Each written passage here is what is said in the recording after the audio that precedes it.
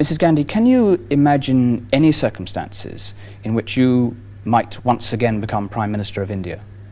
I can certainly imagine the circumstances, but the question is whether I want to be or whether I'll agree to be or not. What would be the terms under which you would agree to be? No, it's not a question of terms. I don't want to be.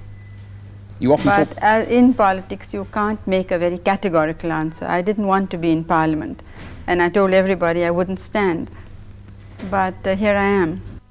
What do you think the Indian people saw in you? Did they feel that you had a particular sympathy for their cause? What made you the figure that you are in their eyes? It's what I've done for them. It's what they've seen that I've done. And yet they booted you out in 1977. Well, I think booted is a strong word. We were defeated, but within less than a month after the defeat, they were coming back to me because there was such a very sustained malicious propaganda that people were taken in by it.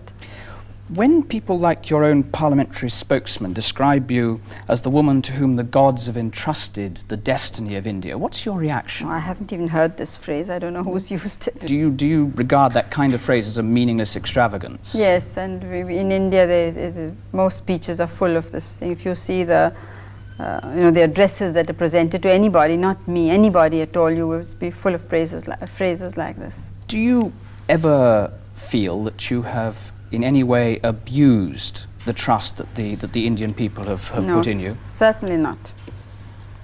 I'd like, obviously, because that's a question directed towards the state of emergency, which you declared in 1975, when you gave yourself very great powers, and you explained, if I'm right, when you wrote to the President requiring the permission to carry out the state of emergency, information has reached us which indicates that there is an imminent danger to the security of India.